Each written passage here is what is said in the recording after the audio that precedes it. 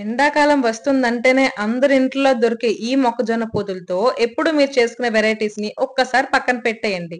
దానికి బదులుగా నేను చూపిస్తున్న ఈ జొన్న పొతు మిట్టల్ని ఒక్కసారి ట్రై చేసేయండి. ముందుగా ఒక బుడ్డి సైజ్ మిక్సీ జార్ తీసుకుని జొన్న పొతు నుంచి తీసుకున్న పిక్కలన్నిటిని బాగా కడుక్కుని అందులో వేసేసుకోండి. ఇప్పుడు అందులో బియ్యం పిండి, ఉప్పు, శనగపిండి, పచ్చిమిరపకాయలు, కరివేపాకు వేసేసుకోండి. మొత్తాన్ని మెత్తగా మిక్సీ పట్టేసుకొని కన్సిస్టెన్సీ నేను చూపిస్తున్న విధంగా వచ్చేలా చూసుకోండి.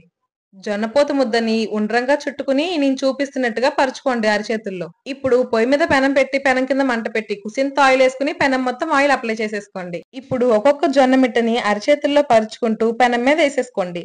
ఒక్క 5 నిమిషాల పాటు అటు ఇటు ఎర్రగా వేయించుకుంటే హెల్త్ మాత్రమే కాదు టేస్ట్ కి కూడా ఏం తక్కువ రాను అలేలా ఉండే మన జొన్న మిట్టలు రెడీ అయిపోతాయి. ఈ జొన్న పోతుతో ఇంకే వెరైటీస్ చేయొచ్చో మన కామెంట్ సెక్షన్ లో కామెంట్ చేసేయండి.